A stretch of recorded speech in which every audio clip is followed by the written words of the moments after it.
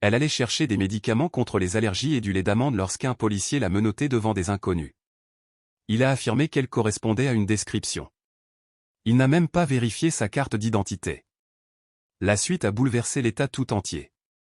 René Alco n'avait plus grand-chose à faire ce jour-là, juste prendre ses médicaments contre les allergies et acheter du lait d'amande pour ses smoothies du matin. C'était un vendredi de la mi-mars, et les rudistes en Géorgie, avançaient tranquillement, comme si elles aussi savaient que le week-end approchait. Elle aimait garder ses vendredis légers, terminer la semaine en douceur, comme elle le disait souvent. Le sac de la pharmacie froissait encore sur le siège passager lorsqu'elle s'engagea sur Washington Road. Elle régla la climatisation, regarda dans son rétroviseur et la vit. Une voiture de police du comté de DeKalb. 2 voitures derrière. Ce n'est pas grave. Au début.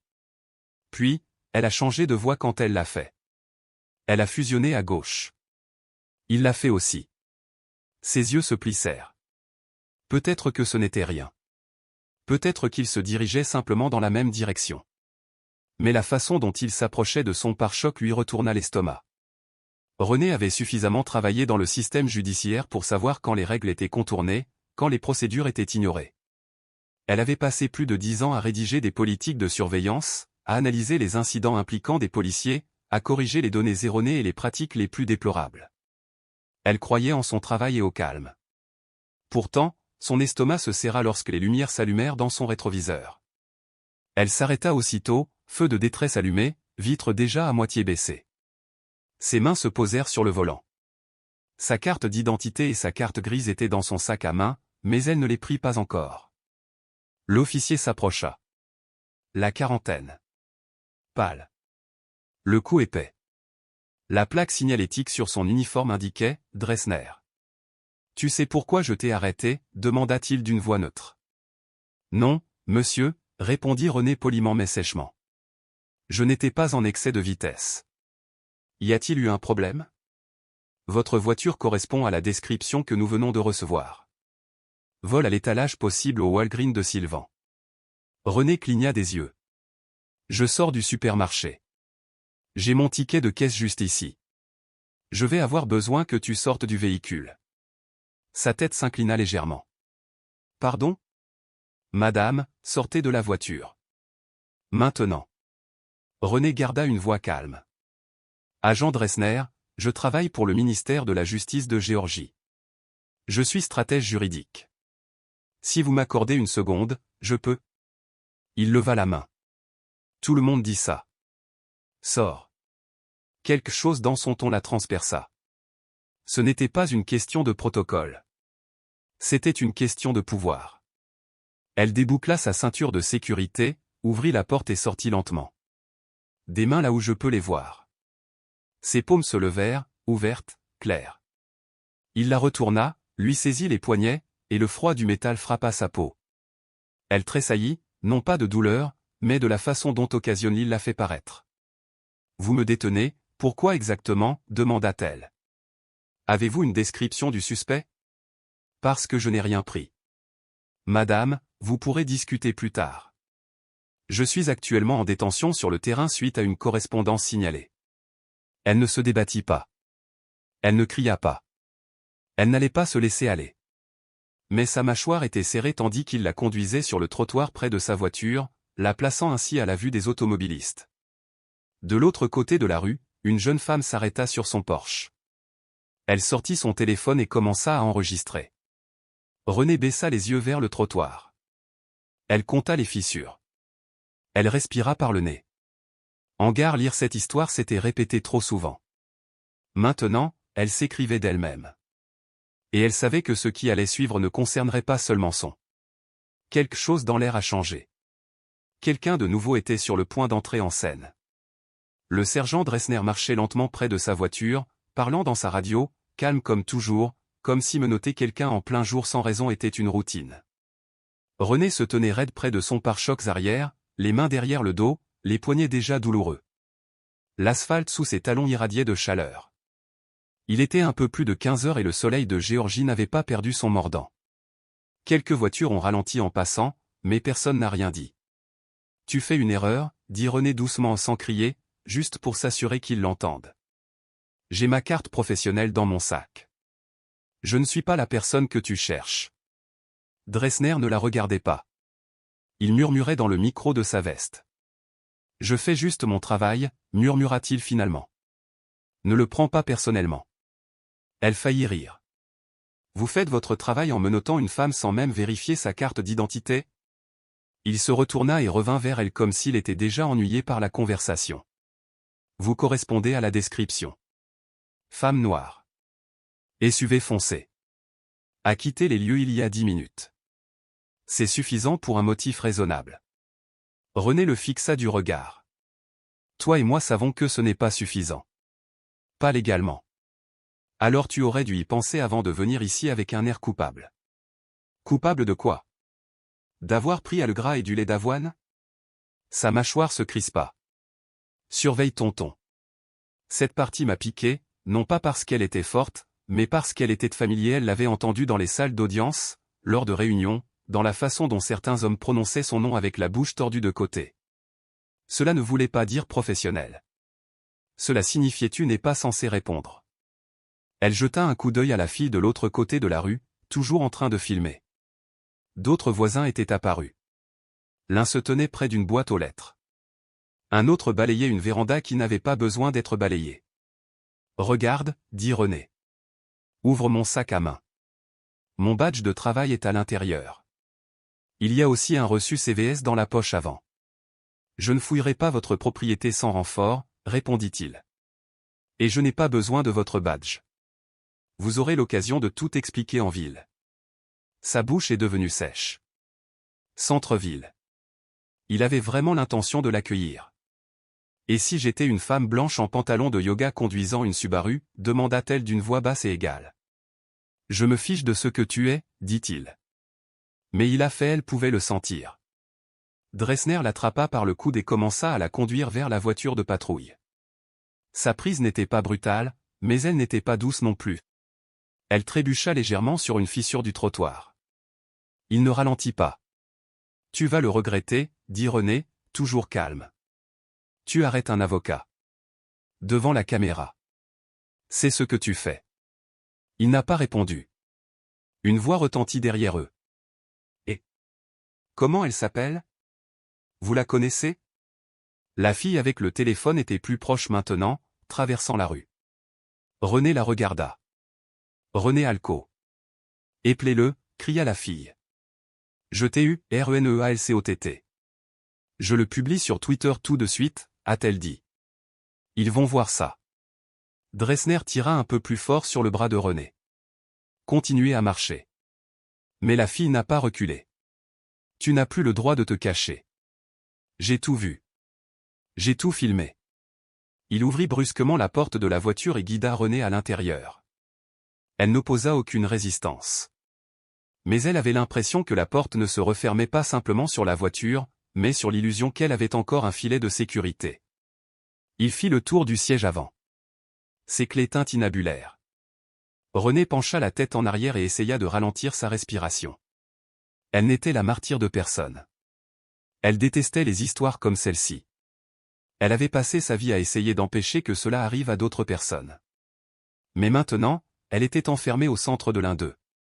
Et l'ironie brûlait amèrement dans sa gorge. Quelqu'un l'observait déjà. De loin. Quelqu'un qui savait exactement qui elle était. La banquette arrière d'une voiture de patrouille n'est pas faite pour le confort. Le plastique brûlait les jambes de René. Les menottes s'enfonçaient dans le siège, lui enfonçant la colonne vertébrale. Elle ne pouvait pas bouger sans souffrir. Sous cet angle, elle ne voyait pas grand-chose, juste les toits, un léger mouvement au coin de ses yeux et son propre reflet dans le plexiglas. Ses boucles étaient plaquées contre son front. La sueur perlait sur sa mâchoire. Mais ce n'était pas la chaleur qui la rendait malade. Elle n'avait jamais été arrêtée. Ni adolescente, ni étudiante. Pas une seule fois en 15 ans de carrière dans le droit. Et maintenant, ça. Parce que quelqu'un a vu « femme noire », SUV, et a décidé que c'était suffisant. Dressner se tenait dehors, la voix basse, impatient, parlant de nouveau à la radio. Une foule commençait à se former. Un homme en tenue médicale.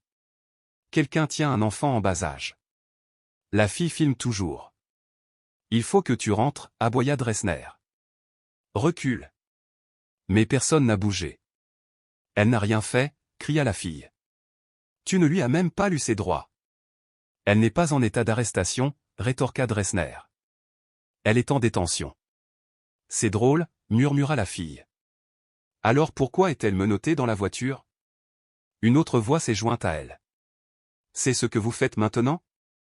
Vous attrapez les gens devant les pharmacies? René ne pouvait pas tout entendre, mais elle feutrille. Elle n'était plus invisible. Les gens regardaient. Et plus important encore, ils posaient des questions. Soudain, une nouvelle voix a coupé l'attention. Sergent Dressner. Ce n'était pas fort, mais c'était ferme. René se tourna autant que les menottes le lui permettaient.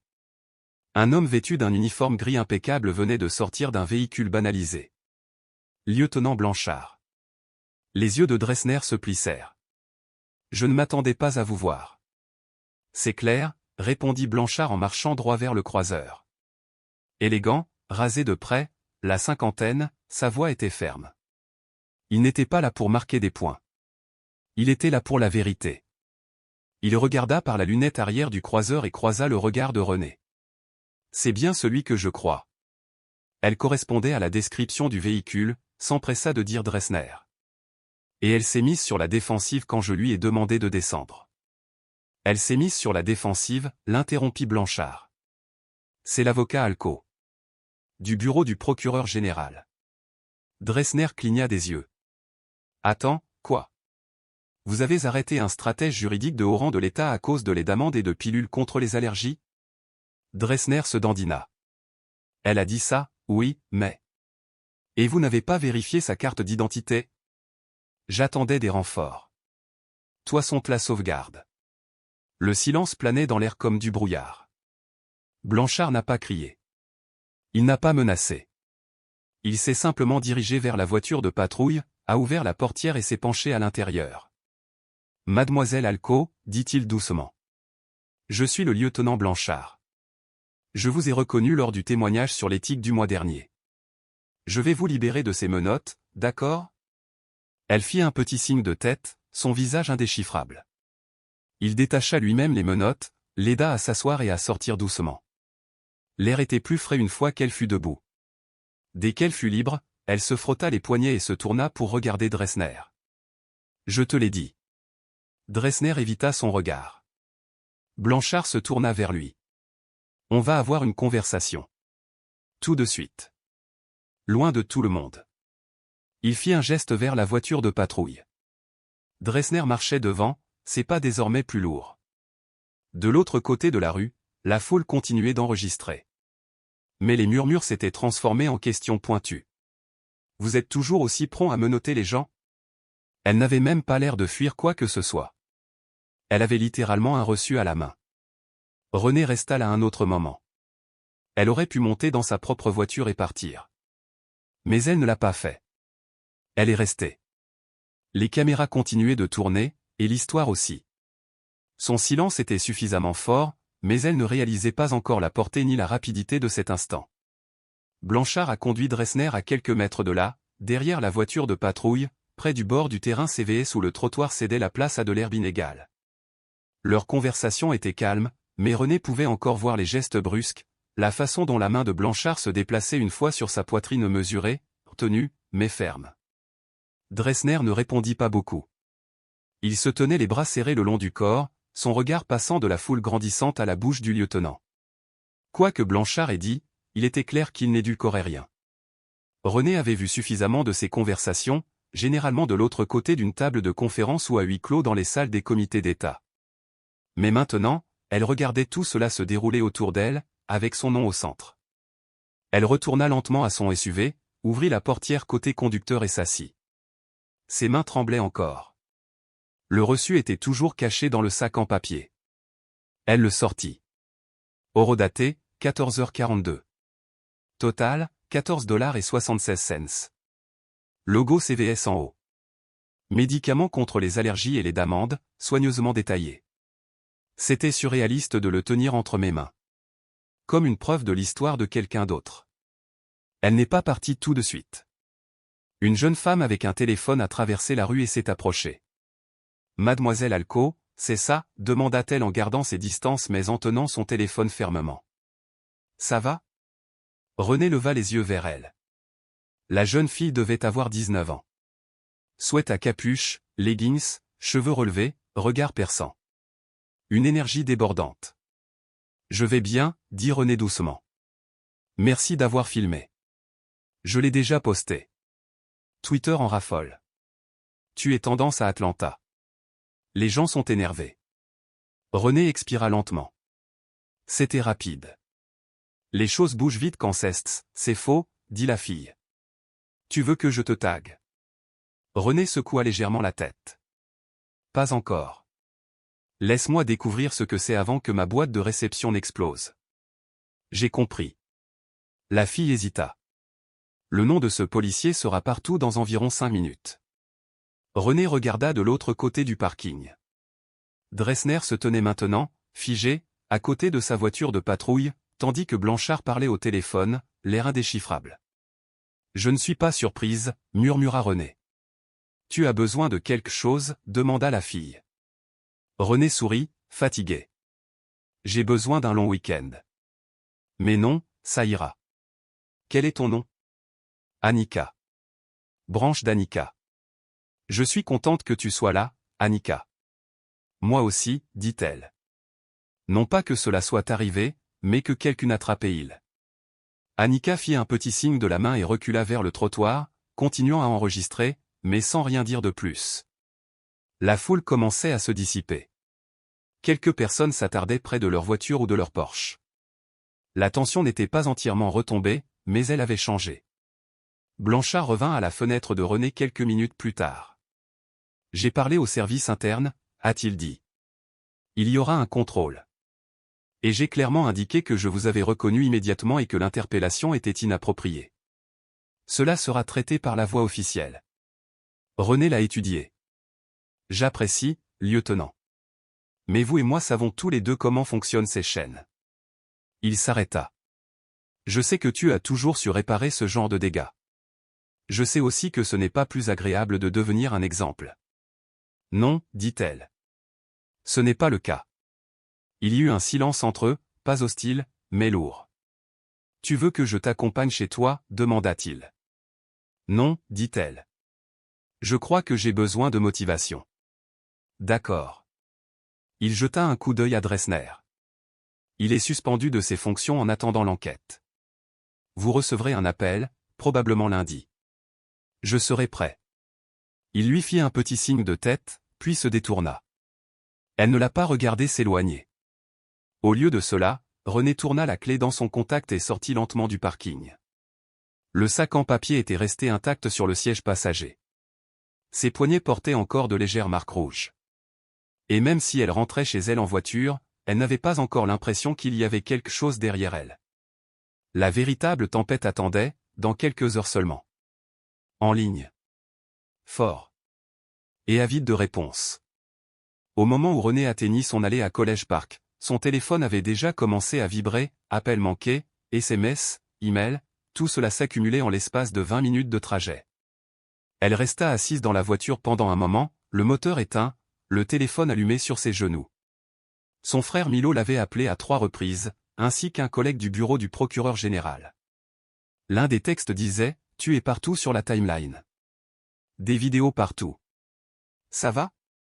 Elle a finalement répondu au dernier appel de Milo. « Ça va ?» demanda-t-il aussitôt. Sa voix était sèche, pressante comme lorsqu'il était en colère mais s'efforçait de paraître calme. « Je vais bien, dit René. Je suis secoué. Mais je suis rentré. René, je l'ai vu. La vidéo de cette fille a déjà été vue 100 000 fois.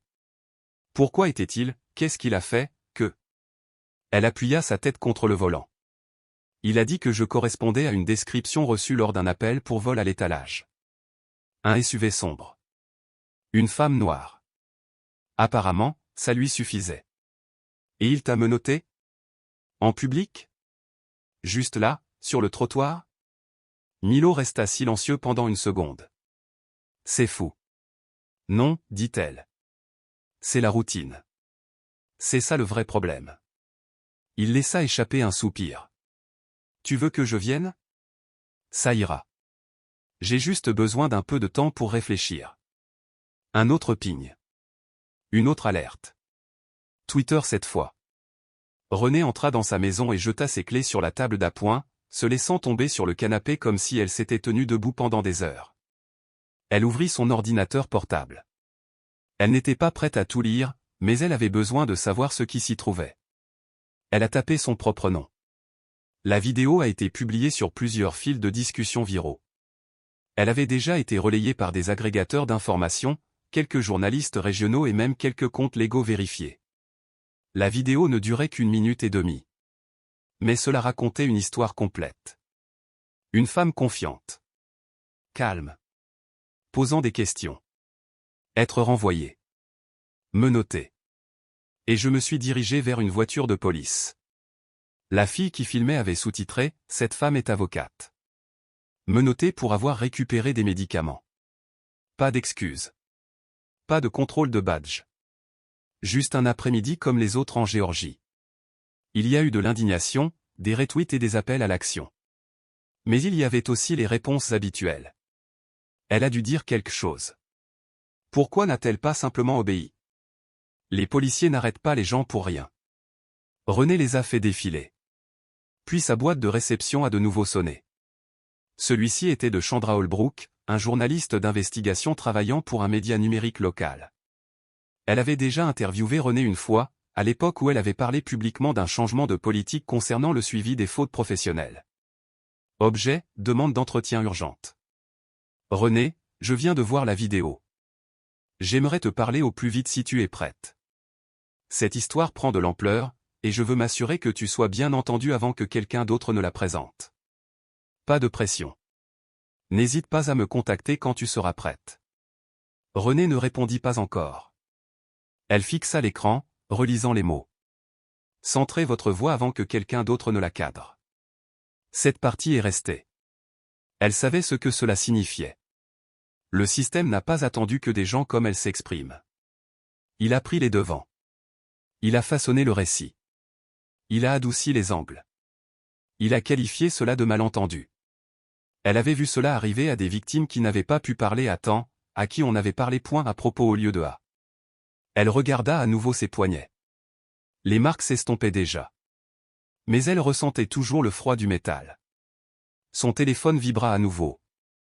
Cette fois, c'était son supérieur, Dorian Reeves, procureur général adjoint. René, je viens de voir la vidéo. On se parle lundi matin. Tu as du soutien. On est à tes côtés. Cela semblait bien. Mais même un tel soutien avait des limites, surtout lorsque la pression publique commençait à peser sur les réputations et les politiques de bureau. Elle savait qu'il ne fallait pas se fier à des déclarations rapides. Elle devait décider ce qu'elle voulait dire. Et comme elle voulait le dire. René était assise là, son ordinateur portable ouvert, son téléphone à la main. Sa carrière juridique pèse quelque part au-dessus d'elle comme un poids. Elle ne voulait pas attirer l'attention. Mais maintenant, c'était déjà là. Elle n'avait pas demandé à être un symbole, mais maintenant son nom était à la mode et le silence ne la protégerait pas. Avant qu'elle puisse décider de sa prochaine action, quelqu'un d'autre était déjà sous les projecteurs, braquant ses projecteurs directement sur l'officier derrière tout cela. Tout a commencé avec un seul tweet. Un compte anonyme a publié une capture d'écran du badge et de la plaque signalétique du sergent Colin Dresner à partir des images de l'arrestation, en taguant plusieurs pages de surveillance locale. Vous voulez parler de cet officier? Parce que ce n'est pas la première fois. Le tweet contenait un lien, un vieux message d'il y a 2 ans, enfoui au plus profond d'un forum local, où un jeune homme avait affirmé que Dresner l'avait arrêté sur un parking de Crozet et l'avait accusé de ressembler à quelqu'un qui s'était enfui des lieux. Même ligne. Même formulation.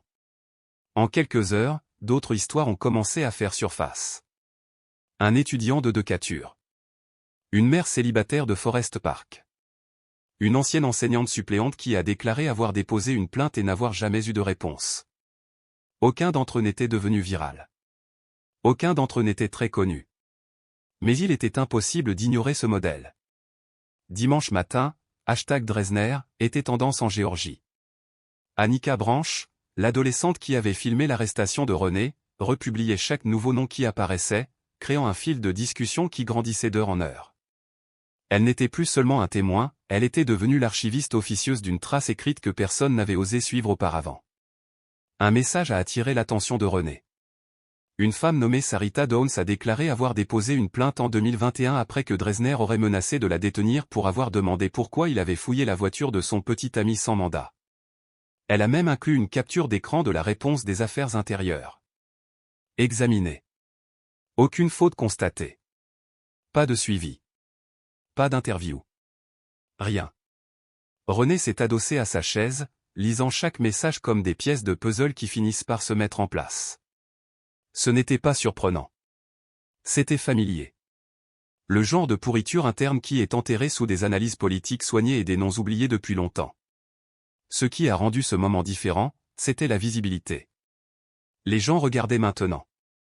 Elle a ouvert son ordinateur portable de travail et s'est connectée à la base de données des plaintes du public, un outil qu'elle utilisait rarement en dehors des audits. Elle a tapé le numéro de badge de Dresner. 4 résultats sont apparus. 2 étiquetés, informels. L'un d'eux était marqué « Enquêté ou aucune action ». Et une autre étiquetée « En attente d'examen, suite à son propre incident ». Les notes étaient stériles et cliniques. Ton offensant. Gestion agressive d'un arrêt de routine. Le sujet affirme être victime de préjugés raciaux. Chaque phrase est enveloppée dans une isolation bureaucratique. Aucune réprimande. Aucune suspension. Aucune reconnaissance d'un modèle. René a pris une capture d'écran. J'ai fermé le dossier. Et je restais assis sans bouger. Elle pensait à tous les autres dossiers de ce genre qui traînaient dans des tiroirs, intacts. Combien de noms avaient été enterrés, étouffés par le langage de la procédure. Son téléphone s'est à nouveau allumé.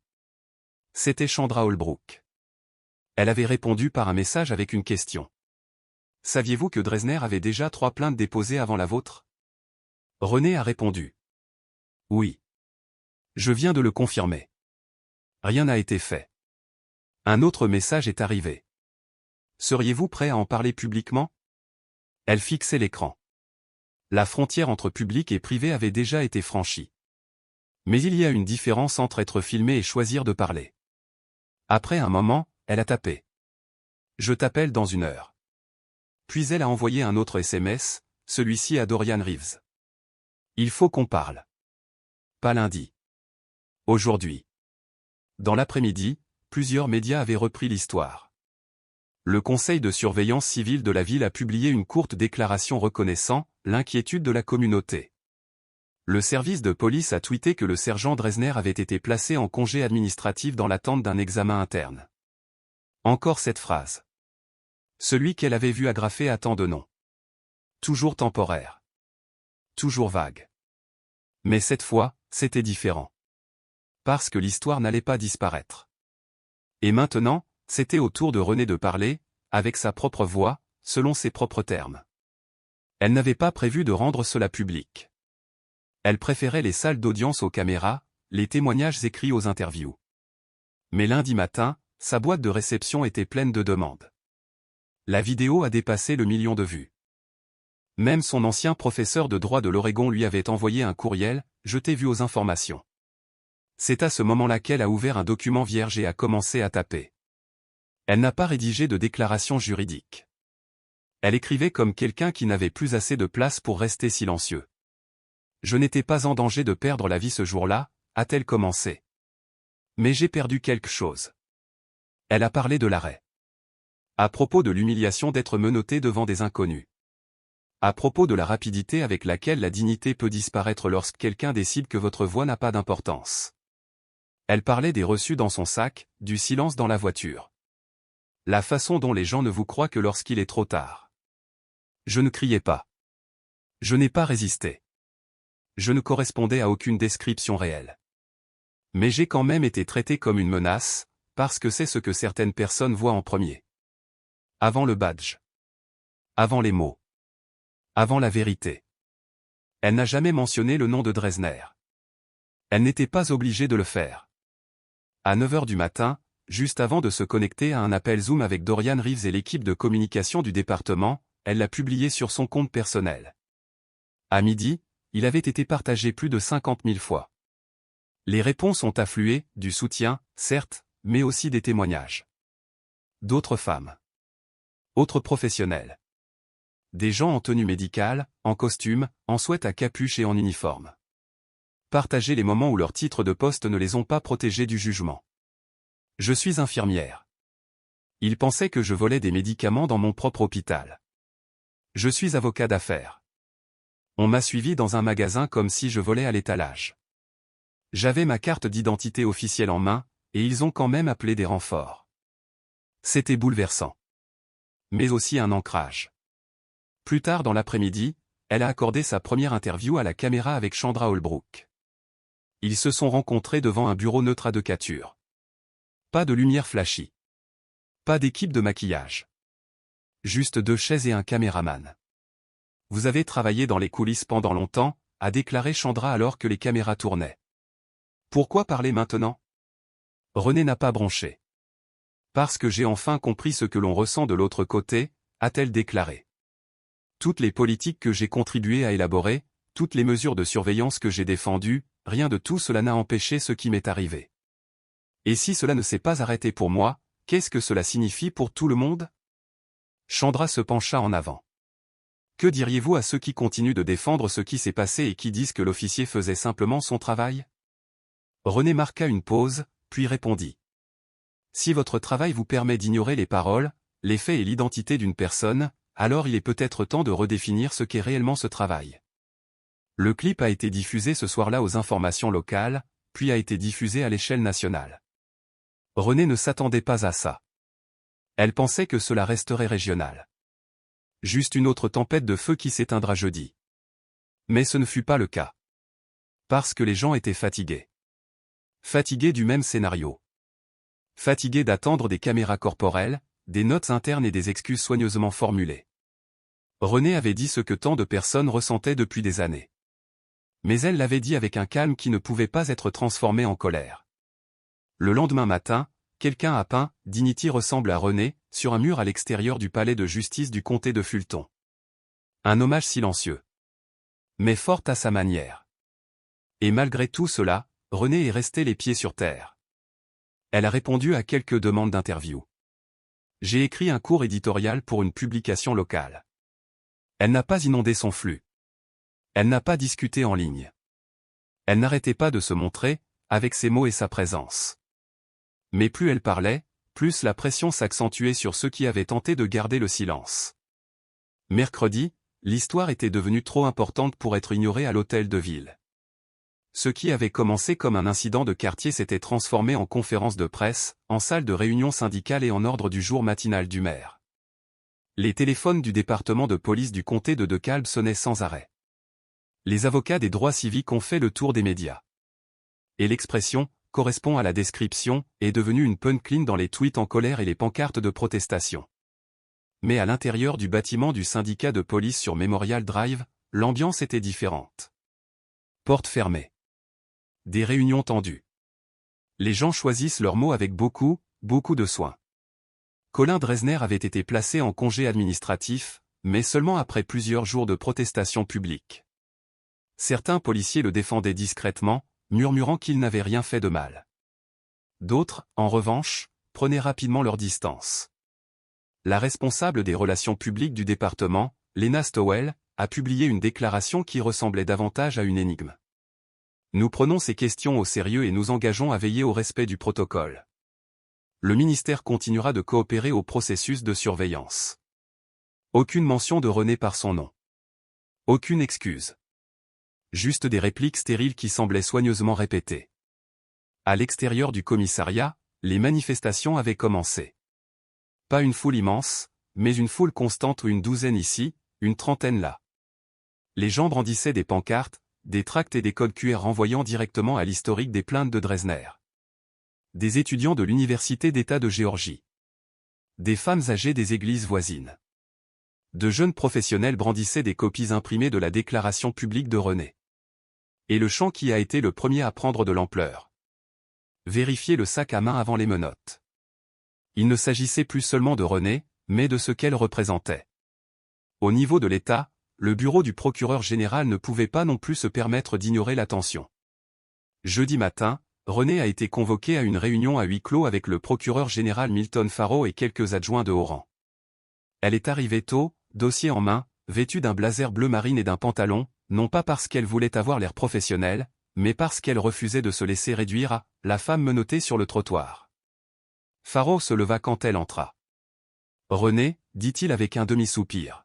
« Content que tu aies pu trouver du temps. » Elle s'assit calmement. « Je me disais que je te reverrais tôt ou tard. » Il esquissa un sourire crispé. « Tu es devenu le visage d'une histoire très compliquée. » Je n'ai pas demandé à l'être. « Non, vous ne l'avez pas fait », a-t-il admis en tapotant son bureau avec un stylo. Mais maintenant, les législateurs nous demandent quel mécanisme de responsabilisation nous soutenons. Si notre bureau en fait assez pour empêcher que cela ne se reproduise. Je pose cette question depuis que je suis arrivé ici, répondit René d'un ton neutre. L'un des adjoints s'est éclairci la gorge. On parle d'une force opérationnelle conjointe. De commission d'examen civil. De politique de transparence. J'ai rédigé 3 versions de cette politique l'année dernière, a déclaré René. Personne ne voulait y toucher. Faro se pencha en arrière. Cela a changé. La pression crée le mouvement. Les gens veulent de l'action et de l'effet. René le regarda, les yeux fixes. Alors, rends le réel. N'utilise pas mon visage pour faire du spectacle alors que rien ne change en coulisses. Il n'a pas répondu immédiatement. Puis il a dit. Nous aimerions que vous coprésidiez le groupe de travail. Elle cligna des yeux. Pardon ? Vous connaissez les enjeux. Vous en avez vécu les conséquences. Vous avez déjà la confiance du public. Vous superviseriez la structure, la collecte des données et le processus d'évaluation. Et Dresner ? Il fait l'objet d'une enquête. Nous n'avons aucune influence directe sur son déroulement. Tu veux que j'aide à nettoyer le système qui m'a menotté il y a une semaine ? Nous voulons que vous nous aidiez à réparer ce qui est cassé. Et vous êtes particulièrement qualifié pour cela. René prit une inspiration. Elle sentait les calculs politiques dans la pièce. Il ne voulait pas qu'elle soit là, sans contrôle, et qu'elle fasse des vagues. Il la voulait à l'intérieur du système, là où son pouvoir pourrait être dirigé. Pourtant, une part d'elle-même voulait dire oui.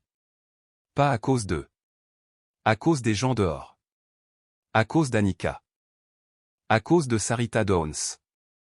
Parce qu'il fallait bien que quelqu'un tienne la lampe torche. J'y réfléchirai, dit-elle. Mais seulement si le groupe de travail inclut des personnes qui ont été arrêtées. Pas seulement celles qui rédigent les règles. Faro parut surpris pendant une seconde puis hocha la tête. Compris. René se leva. En sortant, elle croisa 2 employés qui chuchotaient dans le couloir. L'un d'eux leva les yeux, non pas avec pitié, mais avec respect. Mais tout le monde n'était pas à l'aise avec le fait qu'elle devienne le visage du changement. Et les réactions négatives étaient imminentes. Vendredi soir, René a finalement eu un moment pour respirer. Un endroit tranquille, sans appel téléphonique, sans interview. Juste elle et une tasse de thé à la menthe tiède dans son salon sombre. La lampe brillait dans le coin. Ses chaussures étaient toujours près de la porte. Son blazer était drapé sur l'accoudoir. Ses yeux étaient fatigués, non seulement à cause de la semaine, mais aussi à cause de ce qui s'était détaché. Elle était assise en tailleur sur le canapé, faisant défiler son téléphone. Pas pour vérifier les mentions, juste pour effacer les notifications. Elle ne cherchait pas à en savoir plus sur elle-même. Elle savait déjà ce qui s'était passé. Ce qu'elle ne comprenait pas encore complètement, c'était ce que cela lui avait fait. Le coup à la porte était léger, mais délibéré. Elle posa sa tasse et tira le rideau. C'était Milo, avec des sacs à emporter et un sweat à capuche sur lequel était écrit « Demande-moi pourquoi je suis en colère ». Elle sourit en ouvrant la porte. « Ne me dites pas que c'est une coutume. »« Non, dit-il en entrant. »« Etsy. Fait par une prof de Mâcon. Elle a ta citation sur ses mugs maintenant. » René haussa un sourcil. « Quelle citation ? Je ne porte pas mon titre en espérant l'immunité. Mais j'attends de la dignité. » Il sourit. « Tu es sur les verres, maintenant. C'est la folie. » Elle leva les yeux au ciel, mais sourit. Ils se sont assis à table et ont déballé la nourriture, du gombo frit, du poisson chat grillé et du pain de maïs d'un endroit où ils avaient l'habitude d'aller avec leur père quand ils étaient enfants. Pendant un moment, ils mangèrent en silence, confortablement installés, dans un état familier. Puis Milo leva les yeux. Est-ce que cela te semble déjà réel? Quelle partie? Tout. Les caméras, les manifestations, les offres. Le fait que tu aurais pu être arrêté si ce lieutenant ne s'était pas présenté. René mâcha lentement avant de répondre. J'ai l'impression que c'est l'histoire de quelqu'un d'autre. Mais je sais que c'est la mienne. Parce que je me réveille encore en me disant que j'aurais dû faire les choses différemment. Comme quoi? Je ne sais pas. J'ai été plus silencieux. Moins parlé. Plus expliqué. J'ai d'abord pris mon badge. Milo se rassit. Ce n'est pas ton problème. Il a décidé qui tu étais avant même que tu dises un mot. Elle baissa les yeux vers son assiette. Je sais. Mais ça n'empêche pas la répétition dans ma tête.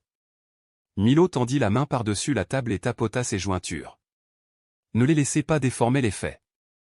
Vous êtes resté calme. Vous avez réagi. Et maintenant, les gens vous écoutent.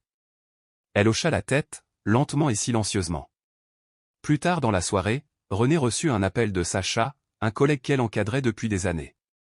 Sacha était encore nouveau, toujours brillant, observant constamment les progrès de René dans le système. « Ça va ?» demanda doucement Sacha. « Je suis là. » Je repensais à quelque chose que tu m'avais dit il y a 2 ans, dit-elle. Tu m'avais conseillé de rester vigilant. De rester visible. Ne présume jamais que la salle voit ta valeur simplement parce que tu es présente. René se pencha vers le téléphone.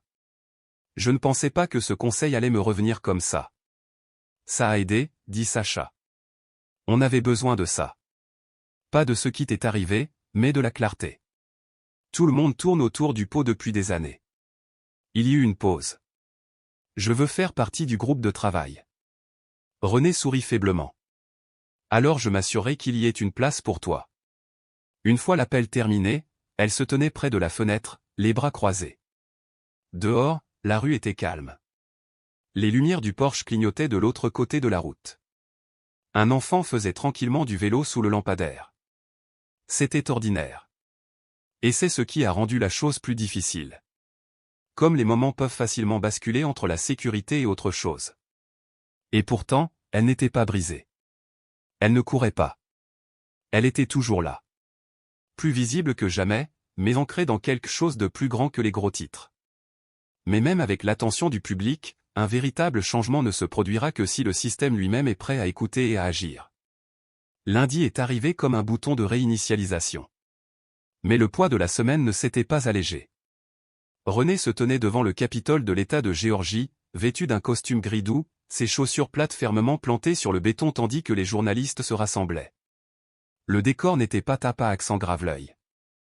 Juste une bannière pop-up derrière un podium sobre, avec le sceau de l'État estampillé en haut. Elle était flanquée de membres du groupe nouvellement annoncé groupe de travail sur la responsabilisation de la police des dirigeants communautaires, des juges à la retraite et 2 civils qui avaient déposé des plaintes qui avaient été ignorées. Et juste au centre se tenait Annika Branch, un presse-papier à la main, un badge de presse autour du cou. Après tout ça, quelqu'un lui avait proposé un stage. Elle avait accepté, bien sûr. René s'est approché du micro. Sa voix ne tremblait pas. Il n'a pas non plus grimpé en flèche. Cela est resté constant, clair, délibéré, réel. Je n'avais pas l'intention de faire la une des journaux, a-t-elle commencé. Je n'ai pas publié la vidéo. Je n'ai pas planifié les manifestations. Je n'ai pas cherché à attirer l'attention. Mais je ne le rejetterai pas, maintenant qu'il est là.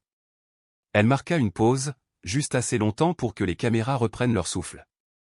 Ce qui m'est arrivé n'était pas la pire chose qui me soit arrivée. Mais c'était la plus révélatrice.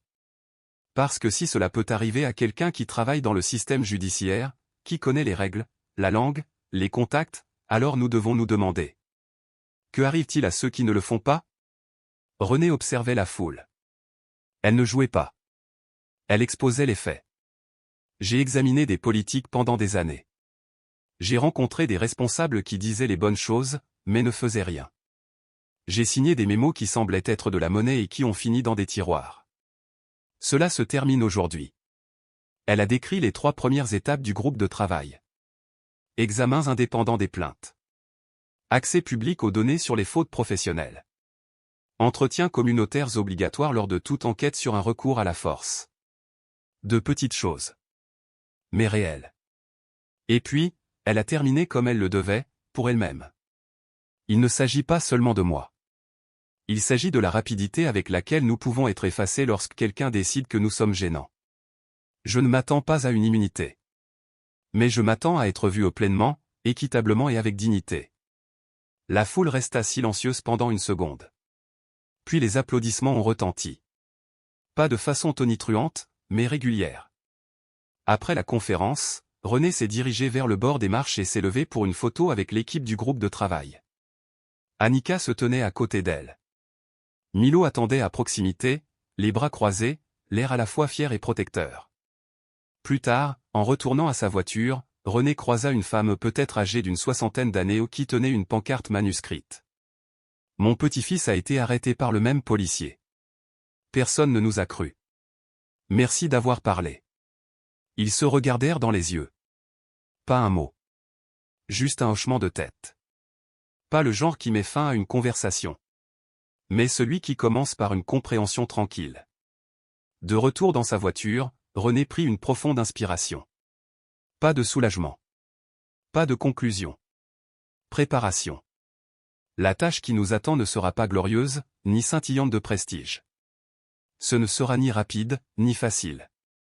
Il y aura de la résistance. De la bureaucratie. Du silence.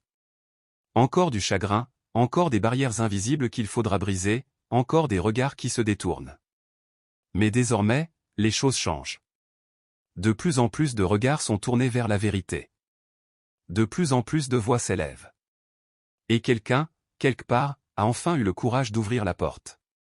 Avant de mettre le contact, elle a sorti son téléphone. Aucune nouvelle notification, aucun email pressant. Juste un seul message de Sacha. Ils ne sont pas prêts pour toi. Mais tu es exactement ce dont ils ont besoin. Elle a souri. Puis elle a tapé une réponse simple, mais pleine de promesses. Donnons-leur ce qu'ils n'ont pas demandé, mais qu'ils auraient toujours dû avoir.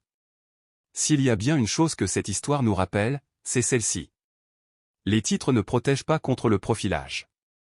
La politesse ne vous empêche pas d'être menotté. Et la dignité ne devrait jamais être quelque chose que l'on doit constamment prouver. René n'est pas devenue virale parce qu'elle a perdu le contrôle.